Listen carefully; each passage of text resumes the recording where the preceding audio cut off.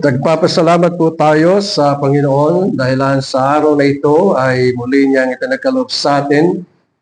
Ang araw na ito ay kanyang idinukod, pinagpala at binanal upang tayo ay magkasama-sama sa pananambahan, sa espiritu at sa katotohanan. Sa umaga pong ito, ang magiging scripture reading po natin ay nasa Ikalawang Korinto, Kapitulo 8, talatang 1 hanggang talatang 15. 2 Corinthians chapter 8, at nais ko pong basahin ang nasa talatang 1 hanggang talatang 15. Ganito po ang siyang isinasaad.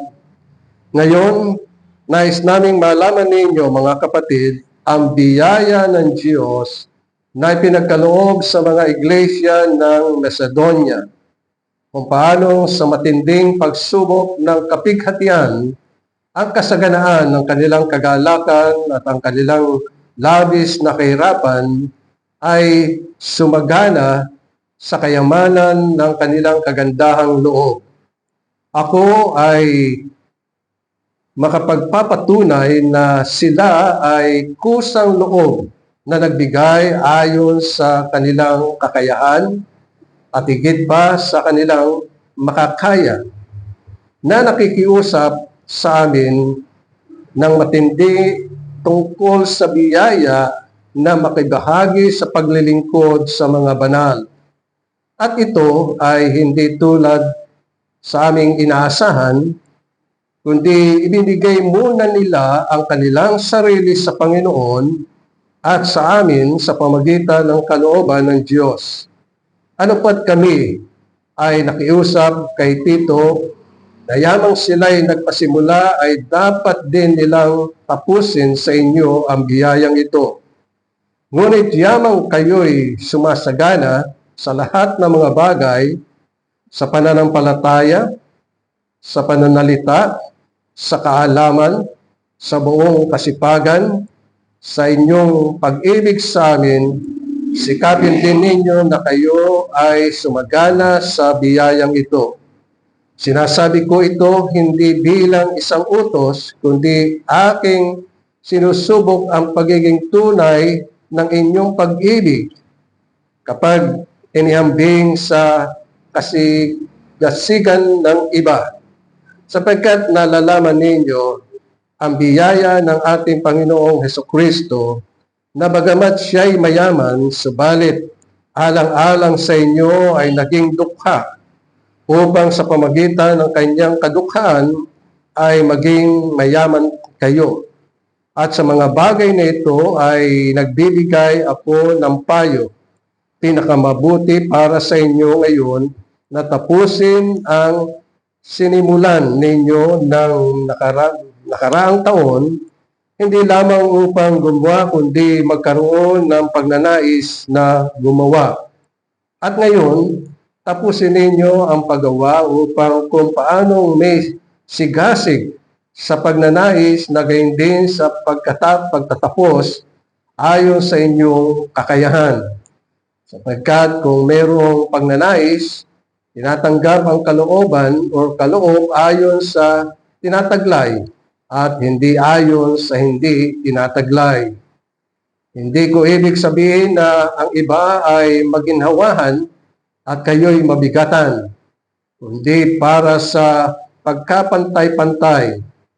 Ang inyong kasaganaan sa kasalukuyang panahon ang magpuno sa kanilang kakulangan, upang ang kanilang kasaganaan ay magpuno sa inyong pangangailangan, upang magkaroon ng pagkapantay-pantay. Gaya ng nasusulat, ang nagtipon ng marami ay hindi nagkaroon ng labis, at ang nagtipon ng konti ay hindi kinulang. Hanggang dito lamang po ang pagbasa natin sa banal na kasulatan.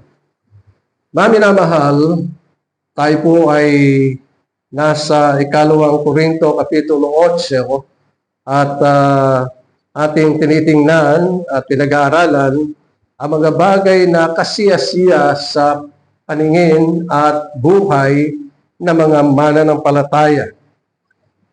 Si Pablo ay tinawag ng Panginoon upang dumako sa Macedonia. Sapagkat yung unang plano niya na mula sa Jerusalem, siya ay dumako sa Asia. Ngunit, nung siya ay nasa isang lugar, ay nakapanaginip siya at mayroong isang lalaki na pakita sa kanyang panaginip at humihingi ng saklolo. At ang sabi ay, saklolohan mo kami na nasa sa Macedonia. Kung kaya nga doon sila ginabayan ng banal na Espiritu upang maipangaral ang salita ng Panginoon. So si Pablo ay dumako sa Macedonia at nakarating siya sa iglesia ng Filipo, sa iglesia ng Thessalonica, sa iglesia ng Berea, sa iglesia ng Achaia, at sa iglesia ng Corinto.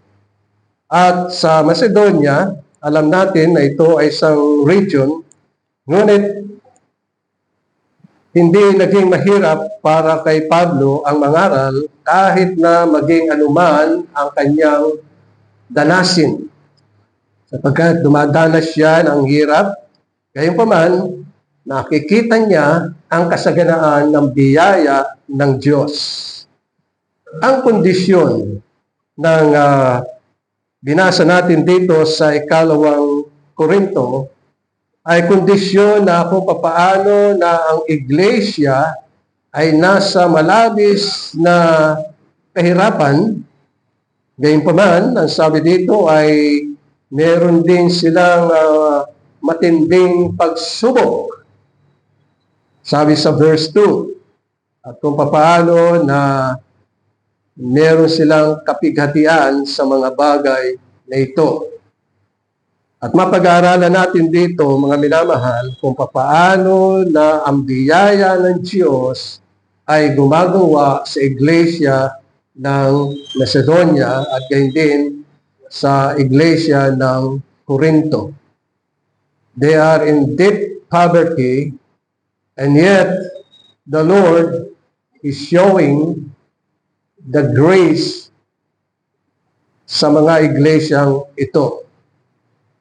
At ito ay ating tutunghayan dito kung paano na ang biyaya ng Diyos ay nahayag sa kanila.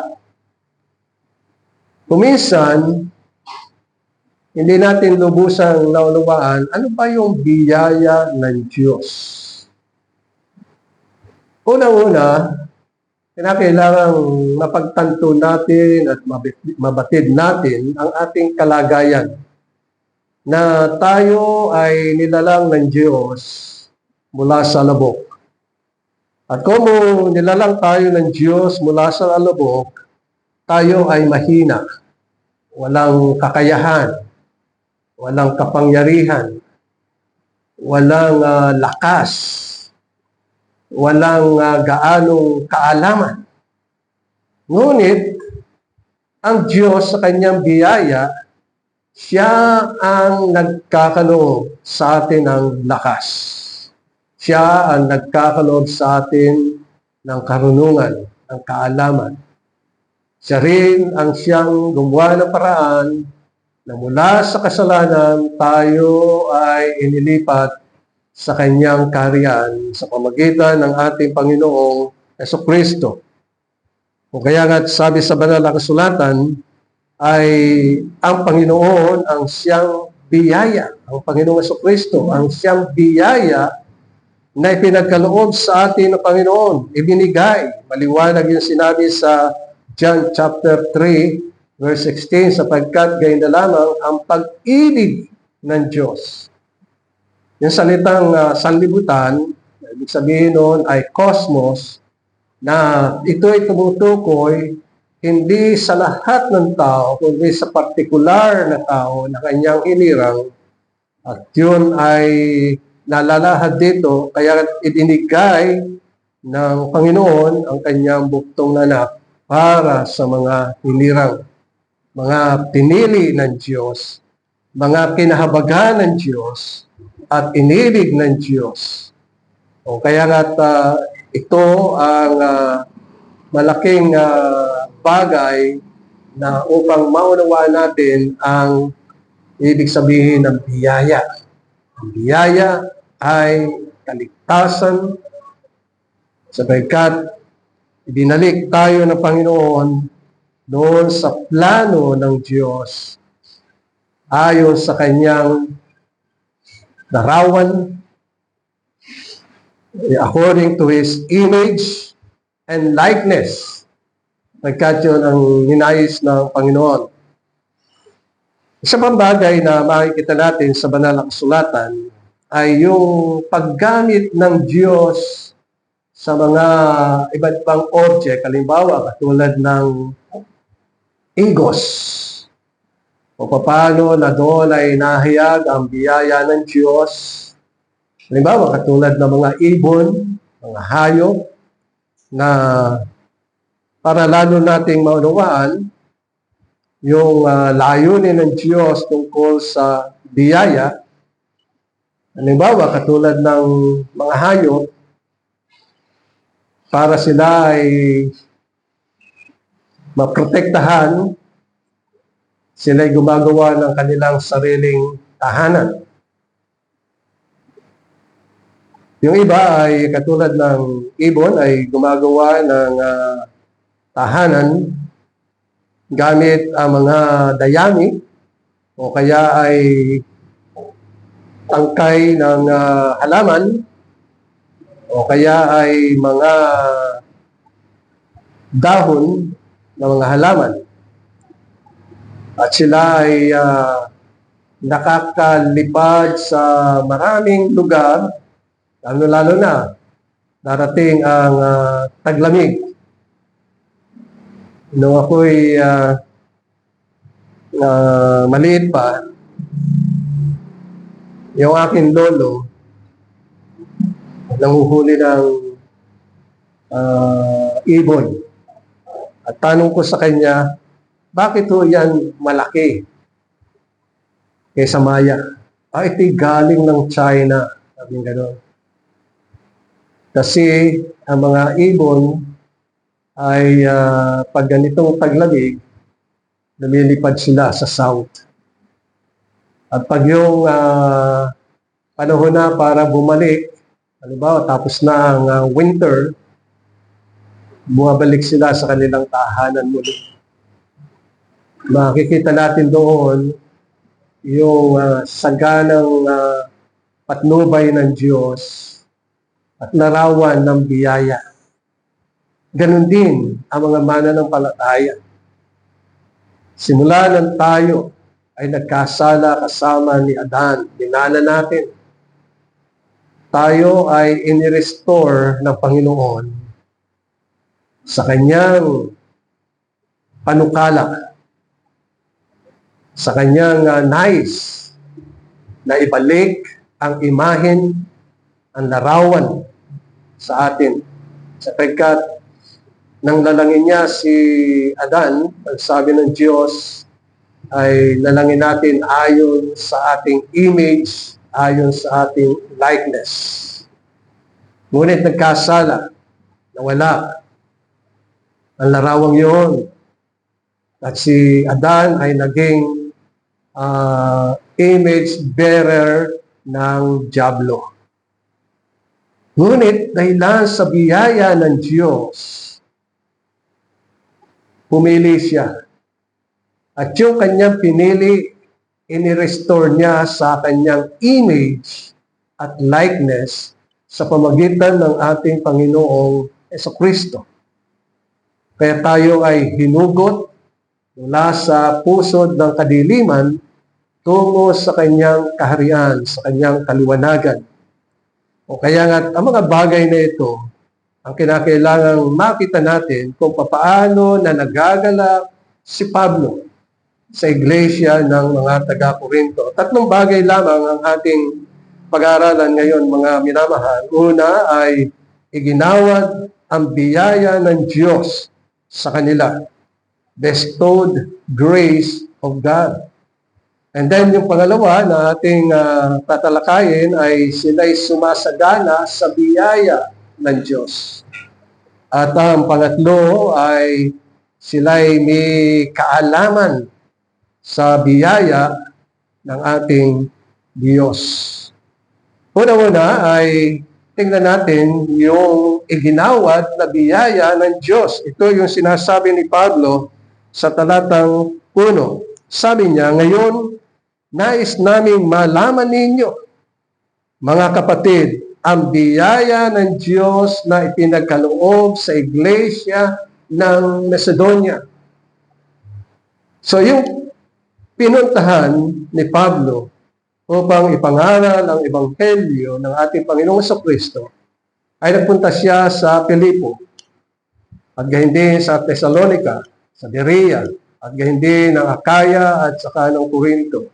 Kung kaya nga't nasabi niya, ipinagkaloob ang biyaya ng Diyos sa iglesia ng Macedonia. Na dito ay tinutukoy ni Pablo ang talatang 2 na kung papaano sa matinding pagsubok ng kapighatian at kasaganaan ng kanilang kagalakan at ang kanilang labis na kahirapan ay sumagana sa kayamanan ng kanilang kagandahang loob. Dito ay inihahayag yung biyaya. Una-una, ang biyaya ng Diyos ay walang hanggan.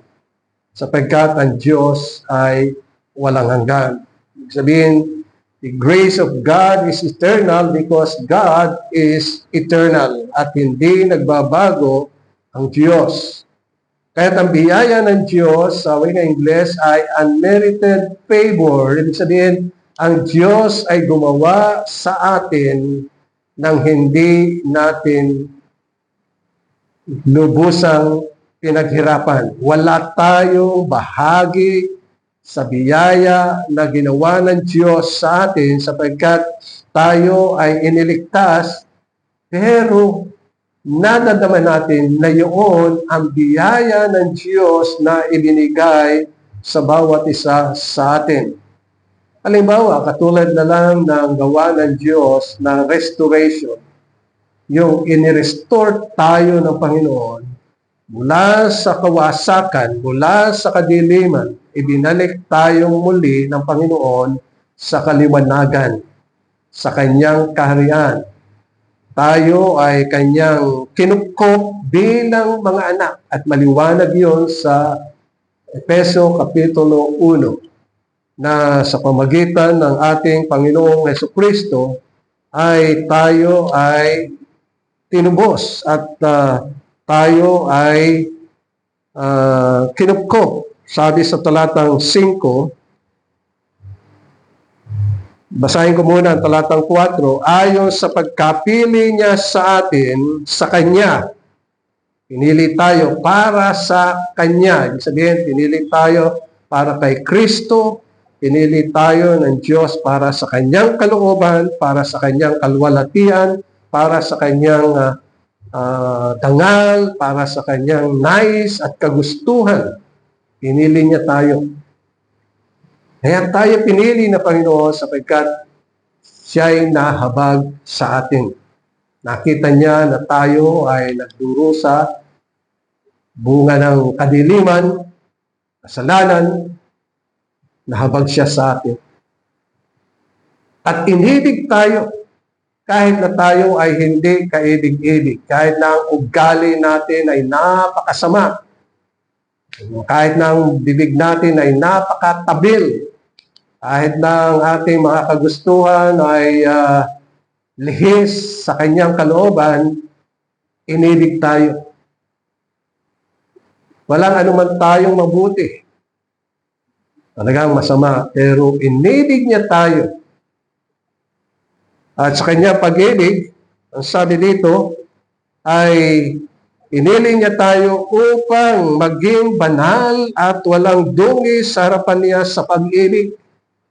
Sapagkat ang tatayo sa harapan ng Diyos ay kinakailangan ay malinis ang puso, malinis ang buhay, malinis ang kaluluwa, malinis ang kaisipan, At yun ay sa pamagitan lamang ng ating Panginoong Kristo, sa pamagitan ng kanyang dugo, na siyang sinasaad dito sa talatang 5, nagsabi dito, tayo'y itinalaga sa pagkupkup upang maging kanyang mga anak sa pamagitan ni Jesucristo ayon sa kabutihan ng kanyang kalooban. Dito ay ninanais na malaman natin ang mga bagay na ito. At ito'y nabanggit ni Pablo sa mga taga-Korinto. O kaya nga nasabi niya na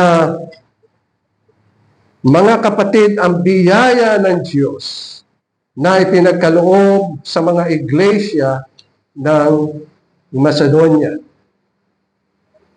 Yung kanilang larawan ay hindi na larawan ng kasamaan. Ang mga taga-Korinto, they are image bearer of our God. Ang image nila ay hindi na masama. Ang image nila ay banal, puspos ng pag-ibig ng Diyos, at ang Panginoon ang sumisikat sa kanilang mga puso.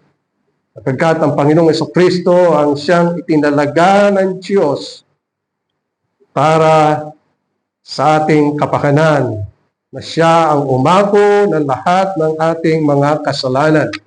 O kaya nga, ito ang siyang nadama ng mga taga-Korinto. Yung biyaya na ipinagkaloob ng Diyos sa iglesyang ito. Kaya nga't ang nais ni Pablo ay yung biyaya ng Diyos ay mag-ugat sa bawat puso ng mga mananampalataya at bukalan ng mabubuting gawa. Ang ating puso na siyang pinagmumulan ng lahat ng mga bagay ay kinakailangang nag-uugat sa biyaya ng ating Panginoong Kristo at bumubukal ng lahat ng mabubuting bagay na makikita natin dito sa sulat ni Pablo na kahit na sila ay nasa matinding pagsubok ng kapighatian. Alam niyo, mahirap yung makaranas ng matinding pagsubok. Kuminsan naroon yung talagang kawalan. At ito ang naranasan ng mga mananampalataya. Pero, ang hindi nagbabago ay yung kanilang damdamin sa Panginoon. Naroon pa rin ang kagalakan. Kuminsan ang ating kaisipan ay nakatingin sa mga bagay panlabas. Kasi kuminsan, pag wala tayong pera, ang mga mukha natin ay nagsisihaba, ang mukha natin ay nadulungkot, ang mukha natin ay hindi maitinta, pag walang pera. Pero, ang mga mananampalataya ay hindi nakatingin sa panlabas. Sila ay nakatingin sa Panginoon, yung kanilang panloob. At kung titingnan natin yung talatang 2, kung paano sa matinding pagsubok ng kapighatian, ang kasaganaan ng kanilang kagalakan. Pero sa labas, nako, napakalungkot. Yan, pag tingnan nyo ang ating kalagayan, panlabas. Napakalungkot. Para ka makakain, trabaho. Kailangan may pera. Kuminsan, pag tayo nasa social media, ang sasarap na mga pagkain kung saan lugar. Nakasa kapigatian tayo. Titingnan natin yung pitakan natin, hindi naman sapat ang 100. Tama-tama lang para sa pamasahe. Pero pag tinignan natin yung gawa ng Diyos sa ating buhay, ay makikita natin dito yung kasaganaan ng kanilang kagalakan. Ibig sabihin taliwas sa panlabas, pero sa loob, merong kagalakan. Yung sabi dito, kagalakan at ang kanilang labis na kahirapan ay sumasagana sa kayamanan ng kanilang kagandahang loob. Yun ang ating makikita dito na sa panlabas, mahirap. Pero pag tayo tumingin sa ating kalagayan bilang mga mananampalataya, naroroon ang kagalakan sa Panginoon. Kaya ang iglesyang ito ay nasa matinding kapigatian. At inyong pansinin, yung mga sumusunod na mga talata, ang sabi niya, ako ay makapagpapatunay na sila ay kusang loob na nagbigay ayon sa kanilang kakayahan at higit pa sa kanilang makakaya. Isabihin itong mga iglesia ito mahihirap. Pero sa loob nila, andun yung voluntary na paglilingkod sa Panginoon na makatulong sa mga iglesia. Halimbawa, katulad ng kanilang naranasan, dito kasi sa sulat ni Pablo sa unang Korinto, Kapitulo 1, talatang 30, ay dito ay napapahayag kung paano na ang biyaya ng Diyos ay sumasagana sa kanila, at ito ay natalakay natin ng mga nakaraan. Ang sabi dito, subalit kayo, ito ay unang Korinto, Kapitulo 1, talatang 30, subalit kayo ay na kay Kristo Jesus. Sabihin niyo, you belong to the Lord Jesus Christ, na naging karunungan para sa atin mula sa Diyos. At katwiran, at kabanalan, at katubusan, upang ayon sa nasusulat, ang nagmamalaki ay pinagmamalaki ang Panginoon. O kaya nga kahit na sila ay nasa mahigpit na pagsubok o matinding pagsubok, gayong paman, nananatili yung kagalakan sa kanilang mga puso sapagkat nasumpungan nila na sa pamagitan ng biyaya ng Panginoon Diyos, ang Panginoong Jesucristo ang naging kanilang karunungan, kanilang katwiran, kanilang kabanalan at katubusan. Ano ang naging ugat ng mga bagay na yun na sila'y nagagalak? At ito ay masusumpungan natin dito sa talatang 5. Nasabi sa talatang 5, at ito ay hindi tulad ng aming inaasahan, sabi ni Pablo sa mga taga-Korinto, kundi ibinigay muna nila ang kanilang sarili sa Panginoon. Sabihin sa kanilang kahirapan, wala silang maibibigay. Pero ang inuna nila, they gave themselves to the Lord. Unang-una yun. At maganda na ito ang ating maging unang pasimulain. Na unahin muna natin na ibigay ang ating sarili sa Panginoon. Ito ay sinasabi ni Pablo sa mga taga-Korinto. Nakita niya ano ang dahilan kung bakit may kagalakan sa kanila. At kahit na sila'y nasa matinding kapighatian, they were able to give. Nagkaloob sila. Hindi lamang yun, kundi namanhik pa sila. Pablo, huwag mo kaming kalilimutan, kami magkakaloob sa mga iglesia. ibilang mo kami na magkakaloob. Kaya sabi niya, even though in deep poverty, they were able to give. Bakit nagawa nila yon? Because they give themselves to the Lord. Binigay mo nila ang kanilang sarili sa Panginoon. Kaya ito ang talata na napakaganda, na ito ay hindi tulad ng aming inaasahan. Hindi naasahan ni Pablo na itong mahihirap na iglesyang ito ay magkakaloob.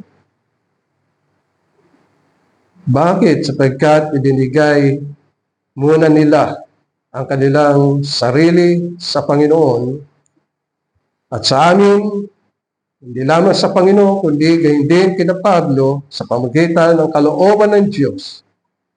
At yung talatang 6 ay nagsasaad na nakiusap pa sila, sabi dito. Ano pat kami ay nakiusap kay Tito na yamang siya ay nagpasimula ay dapat din niyang tapusin sa inyo ang biyayang ito. Ikalawa na ating mapapansin, mga minamahal, ay yung palatandaan. What is the mark of the grace of God that are bestowed upon them? Sa pamagitan ng mga kaloob. Sa unang Korinto, binabanggit dito yung mga kaloob sa iglesia. At ito ay ibinabahagi ng banal na Espiritu sa bawat individual na magamit para sa ministeryo ng ating Panginoon. At maliwanag dito sa 1 Corinthians ang mga kaloob na yun. O kaya nga't nababanggit niya ang mga bagay na ito. Ikalawa na isinasa dito, sila'y sumasagana sa biyaya ng ating Panginoong Jesucristo. Tulad na sinasabi sa talatang 7, sabi dito, ngunit yamang kayo'y sumasagana sa lahat ng mga bagay. So, tinukoy ni Pablo dito, sa lahat ng mga bagay, inisa-isa niya, ano yung mga bagay na yun sa pananampalataya, sa pananalita, sa kaalaman, sa buong kasipagan, at sa inyong pag-ibig sa amin, sikapin din ninyo na kayo ay sumagana sa biyayang ito. So ano-ano itong mga bagay na ito? Sinabi ni Pablo na sila ay sumasagana sa pananampalataya. Sabi dito sa verse 7, na yamang kayo'y sumasagana sa lahat ng mga bagay sa pananampalataya. Ang pananampalataya ay kaloob ng Diyos. Sabi sa Hebreo, Kapitulo 11, talatang 6, at kung walang pananampalataya ay hindi maaaring kalugdan ng Diyos, sapagkat ang sino man lumalapit sa Kanya ay dapat sumampalataya na may Diyos, siyang tagapagbigay gantimpala sa mga masigasig na humahanap sa Kanya. So, nais ni Pablo banggitin nila yung pananampalataya na sila'y kinakailangang sumasagana sa pananampalataya. Ang pananampalataya ay kaloob ng Diyos. Kasi ang pananampalataya, sabi sa Kapitulo 11 ng Hebreo, Kapitulo 11, talatang 1, ngayon ang pananampalataya ay ang katiyakan or substance or sangkap sa mga bagay na inaasahan, ang paninindigan sa mga bagay na hindi nakikita. So, ang pananampalataya ay kaloob ng Diyos. At ito ay kaloob lamang sa mga mananampalataya, sa mga hinirang, sa mga pinili, at sa mga tinubos ng ating Panginoong Jesucristo. Kaya nga maliwanag yung isinasaad dito sa talatang 2 kung paano sa matinding pagsubok ng kapigatian, ang kasaganaan ng kanilang kagalakan at ang kanilang malabis na kahirapan ay sumasagana sa kayamanan ng kanilang kagandahang loob. Lagi natin tatandaan na ang Panginoong Jesucristo ang founder at perfecter ng ating pananampalataya tulad na sinasabi sa Hebreo Kapitulo 12, talatang 1. Sabi dito, kaya't yamang napapalibutan tayo ng gayong kakapal na bilang ng mga saksi. Itabi natin ang bawat pabigat at ang pagkakasalang madaling bumihag sa atin at tumakbo tayong may pagtitiis sa takbuhing iniligay sa harapan natin. Sabihin sa pamagitan ng pananampalataya, sapagkat hindi tayo lumalakad sa pananaw. Yung sabihin, ang mga mananampalataya ay nabubuhay sa pananampalataya at hindi sa paningin. Believers are living by faith and not by sight. Nililiwanag ng Panginoon. Nais kong gamitin yung isang ilustrasyon. Sa Mateo Kapitulo 14, talatang 22. Para makita natin, ano ba ibig sabihin ng nakatingin sa pamagitan ng pananampalataya o nabubuhay sa pamagitan ng pananampalataya at hindi sa pamagitan ng paningin. Dito sa Mateo Kapitulo 14, talatang 21 hanggang 31, matapos ang mga bagay na ginawa ng ating Panginoong Jesucristo, pinaunan niya ang mga alagad. Sabi niya, sige, mauna na kayo. At sila'y sumakay sa daong at nung sila'y nasa kalagitnaan na, biglang humihip ang malakas na hangin at lumakas ang alon. So nanganganib ang mga alagad ng ating Panginoong Jesucristo. At di kalaunan nakita nila na merong isa na lumalakad sa ibabaw ng tubig. Pero nyo nag-aalimpuyong. Pero nakita nila na merong isang tao na lumalakad doon sa ibabaw ng tubig. Maaaring ang iba ay takot na takot. At sinasabi nila may multo. Pero nagpahayag ang Panginoon at sinabi na siya yun. Kaya nang mabatid ni Pedro na siya ay ang Panginoong Jesucristo, sabi niya sa Panginoon, Panginoon, hayaan mo kong makalapit sa iyo, makapunta sa iyo. Sabi ng Panginoon, o sige. So si Pedro, bumaba mula doon sa daong. Tumapak siya sa tubig na nag-aalimpuyong at nagpasimulang lumakad. Pero, maya-maya, nung siya'y makadampi, alam niyo, kung minsan, yung tubig pumipitik sa balat mo Nawala yung kanyang paningin sa Panginoon. Natakot siya.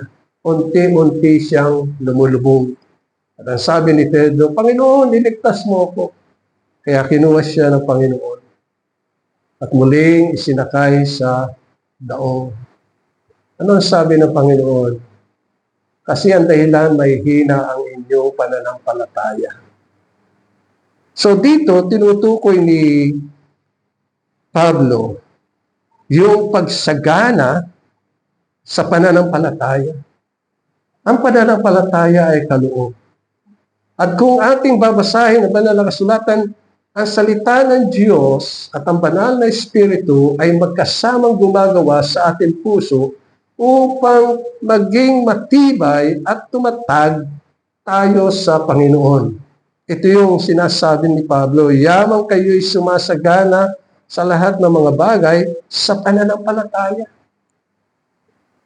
Kaya ang pakikinig sa salita ng Panginoon ay pamaraan ng Diyos upang tayo'y tumibay. At kung sakaling may mga pangailangan, tayo'y kinakailangang manalangin sa Panginoon para tumibay yung ating pananampalataya. Nananalig tayo ng Diyos ang bukal ng lahat ng mga bagay upang ipagkaloob sa atin ang ating mga pangangailangan. Kaya ang Panginoon ang siyang nagkakaloob sa pamamagitan ng pananampalataya. Ikalawa ay yung sa pananalita. Sumasagana ang mga taga-Korinto sa pananalita. At ito naman ang sinabi sa ikalawang sulat ni Timoteo, Kapitulo 2, talatang 15. Sabi dito, pagsikapan mong humarap na subok sa Diyos, manggagawang walang anumang dapat ikahiya, gumagamit ng bastong salita ng katotohanan. Ang ibig sabihin ang ating buhay na binago ng Panginoon hindi dapat ikinahihiya sa ibang tao. Hindi tayo dapat nahiya. Kinakailangan ay tayo'y marunong sa pamumuhay. Hindi dapat ikahiya ang ebanghelyo ng ating Panginoong Kristo at meron tayong kinakailangang isagot. Sabi ng banal na kasulatan, ipangaral ang ebanghelyo nasa kapanahunan o kung wala sa kapanahunan.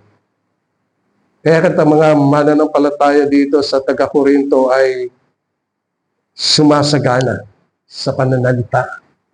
Marami tayong mga bagay na matututunan dito sa unang sulat at ikalawang sulat ni Pablo sa mga taga-Korinto. At ang pangatlo ay yung tungkol sa kaalaman. Sila ay sumasagana. Nais kong gamitin yung sinabi ni David, paano siya lumalago sa kaalaman ng Diyos. Ang sabi niya sa mga awit, Kapitulo 1, sisimulan ko sa talatang 2 sapagkat sinasabi dito, mapapalad ang taong lumalakad kundi nasa kautusan ng Diyos ang kanyang kagalakan. Ang nagbubulay-bulay araw at gabi ng kanyang kautusan. Yan ay napaka-simple at payak na example na makikita natin kay David, pero makapangyarihan yung pagbubulay-bulay sa mga salita ng Panginoon sapagkat yun ang ginagamit ng Diyos para tayo ay maging matatag sa pananampalataya, para lumago tayo sa kaalaman. O kaya nga ito ang nabanggit niya. Sabi sa talatang 3, siya ay gaya ng isang punong kahoy na itinanim sa tabi ng agos ng tubig na nagbubunga sa kanyang kapanahunan, ang kanyang dahon na may hindi nalalanta at lahat ng kanyang ginawa o ginagawa ay nagtatagumpay. Sabi sa ikalawang sulat ni Timoteo, Kapitulo 3, talatang 16, ang lahat ng mga kasulatan, ang banal na salita ng Panginoon, ay kinasyahan ng Diyos at mapapakinabangan sa pagtuturo, sa pagsuway, sa pagtutuwid, at sa pagsasanay sa katwiran.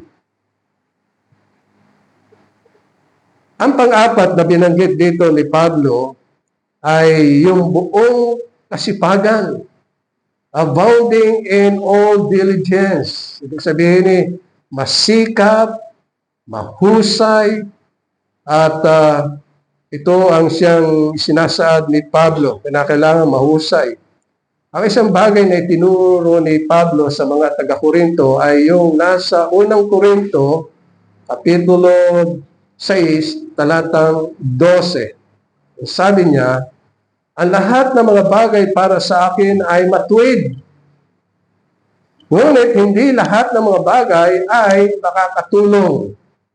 Ang lahat ng mga bagay para sa akin ay matuwid, ngunit hindi ako aalipin sa mga anuman.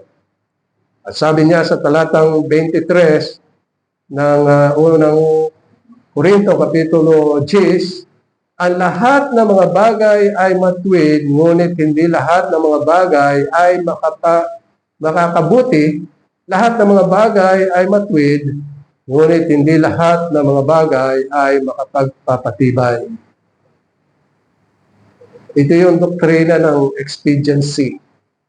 Na ibig sabihin, tulad ng sinabi ni Pablo sa Roma Kapitulo 14 at Kapitulo 15, na doon ay tinuturuan ni Pablo mga taga-Roma na kung merong mga mahihina ang pananampalataya, ay ating tulungan na sila ay lumakas.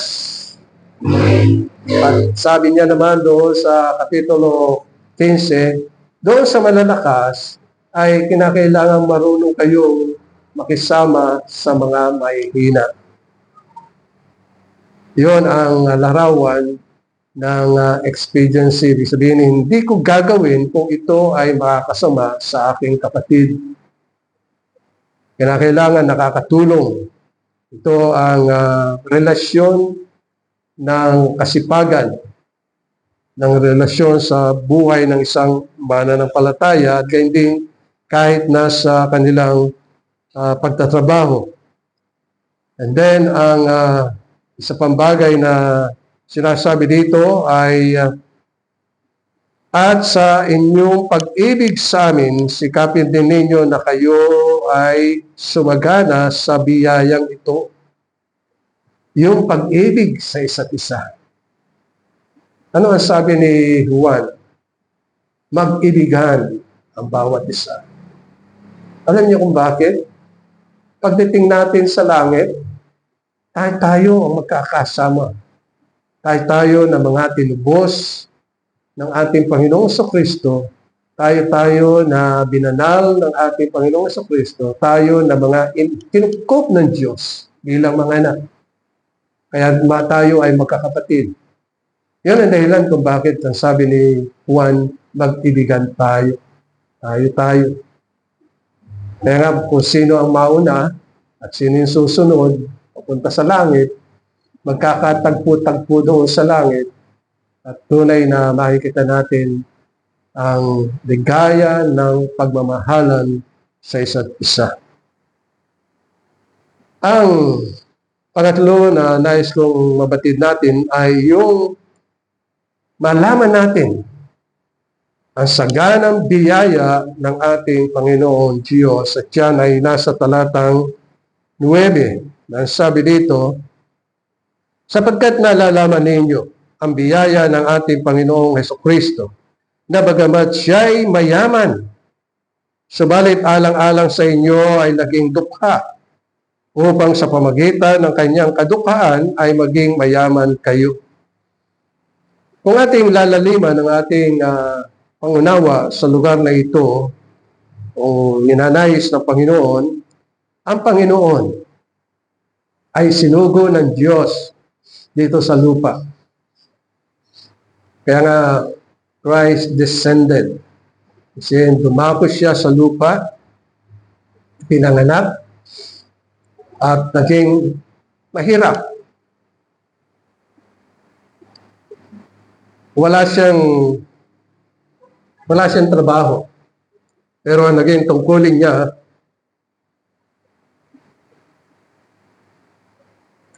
ay ipangaral ang ebanghelyo, ang kaligtasan, at nabuhay siya sa loob ng 33 years. Hanggang sa siya ay dumako doon sa krus sa Kalbaryo.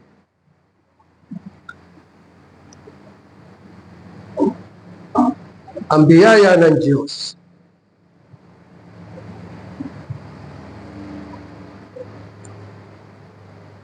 Sa unang Korinto, Kapitulo 6, talatang 11, sabi dito, at gaya ng mga ilan sa inyo noon, subalit nahugasan na kayo,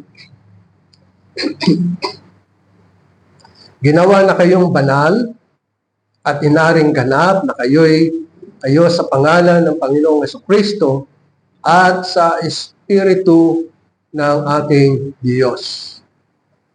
Mabigat ang salitang ito sapagkat tinutukoy niya sa mga taga-Korinto na sila ay malinis na sisidlan. Nilinis na sila ng Panginoon. At ito ang naging bunga upang lalo silang sumagana sa biyaya. Sapagkat mabigat yung sinabi dito. Nahugasan na kayo. Sabihin, ang banal na dugo ng Panginoon, ang siya naghugas sa inyo at kayo'y naging banal. At kung banal, ang mga mananampalataya ay maaaring dumako sa trono ng ating Diyos. Sapagkat ang Diyos ay banal at tayo na binanal ng Diyos sa pamagitan ng ating Panginoon sa Kristo, malaya tayong makalalapit sa ating Ama na nasa langit. Kaya nga yung sinabi dito at gaya ng sinasabi dito, subalit nahugasan na kayo at ginawa kayong banal at inaring ganap na kayo sa pangalan ng Panginoong Jesucristo at sa Espiritu ng ating Diyos. Sa Tito, alam natin na si Tito ay dumating kay Pablo at marami siyang ibinalita kay Pablo tungkol sa mga taga-Korinto kung paano na sila ay sumasagana sa kabila ng kanilang kahirapan, sa kabila ng kanilang kapighatian, at kung paano na sila ay nakikiusap pa na sila ay maging kabahagi sa pagkakaloob. Ang sabi ni Tito, Kapitulo 2, talatang 11, hanggang sa talatang 15, sapagkat nagpakita ang biyaya ng Diyos na nagdadala ng kaligtasan sa lahat ng tao, na nagtuturo sa atin na matapos itakwil ang kasamaan at sa mga makamundong pagnanasa, ay dapat tayo mamuhay na may katinuan, matuwid, banal sa kasalukuyang panahon. Habang hinihintay natin ang mapalad na pag-asa, ang pagpapakita ng kalwalatian ng ating dakilang Diyos at tagapagligtas na si Jesucristo. Sabihin, ang mga mananampalataya sa ngayon ay naghihintay. Hindi natin alam kung kailan dadating ang Panginoon upang kunin tayo at baguhin yung ating katawan. Sapagkat ang ating katawan ay kasama na tinubos ng ating Panginoong Jesucristo, ngunit hindi pa nababago at ang pagbabago ng ating katawan ay sa pagdating ng Panginoong Jesucristo. At maliwanag yun sa napag-aralan natin sa mga nakaraan, tulad na sinasabi sa Thessalonica, Kapitulo 4, sa Unang Korinto, Kapitulo 15, na ang pagdating ng Panginoon ay para baguhin ang ating katawan at tayo Panginoon magpakailanman. At yun ang ninanay sapagkat ang sino man na kay Kristo ngayon ay bagong nilalang, binago na sila. Ang kanilang mga spiritu o kanilang kaluluwa ay binago na ng Panginoon. At ang hindi pa nababago sa atin ay ang ating katawan. Hihintayin natin ang pagdating ng Panginoon. Ito yung sinasabi ni Pablo kay Tito. At sabi sa talatang 13, habang hinihintay natin ang mapalad na pag-asa at pagpapakita ng kalwalatian ng ating dakilang Diyos at tagapagligtas na si Jesucristo. Siya ang nagbigay ng kanyang sarili alang-alang sa atin Napakamahal tayo ng Panginoon, napakadakila ng kanyang pag-ibig. Binigay niya yung kanyang sarili para sa atin upang tayo'y matubos niya sa lahat ng mga kasamaan at pagkalinisin para sa kanyang sarili ang sambahayan, pag-aari niya na masigasig sa mabubuting gawa. Tayo ang sambahayan ng ating Panginoong Jesucristo. We belong to one family, the family of God. Iisa tayo, kasama tayo, magkakapatid tayo sa Panginoon. Kaya sabi sa talatang 15, ipahayag mo ang mga bagay nito, mag-aral ka at sumuway na may buong kapamahalan, huwag mong hayaang hamakin ka ng sinuman. Napakaganda ng sinasabi ni Pablo kay Tito na naging kasama niya kung paano na ang iglesia ng Corinto ay sumagana sa pananampalataya at sa kanilang mga katayuan kahit na sila'y nasa matinding pagsubok ng kapigatian, pero sa loob may kagalakan. Sumasagana sa pananampalataya, sumasagana sa pananalita, sumasagana sa kaalaman, sumasagana sa buong kasipagan, sumasagana sa pag-ibig sa isa't isa at naghihintay sa pagdating ng Panginoon. Amen. Maraming salamat po, Panginoon, sa iyong mga salita. Pagpalain niyo ito sa aming mga puso. Sa matamis sa pangalan ni Jesus. Amen.